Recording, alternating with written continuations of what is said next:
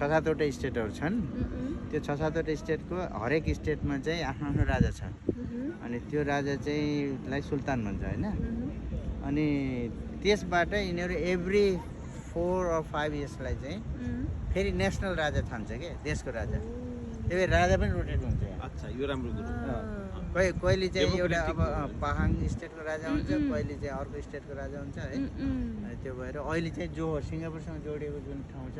त्यो स्टेटको जोहोरको राजा चाहिँ त्यो राजा बस्ने राजा चाहिँ त्यो हो माथि अनि उनीहरुको पनि त्यही छोरा छोरी नै आउँदो रहेछ छोरै हो यिनीहरूले स्टेटसँग पैसा लिन्छ तर देश चल्ने त्यही डेमोक्रेसी पछि देश त परिचय यिनीहरू केही संसदहरूमा के चाहिन्छ अलरेडी अब के अरे प्रोसेसहरू हामी फोटो सोटो गरौँ डकुमेन्ट्री ए हो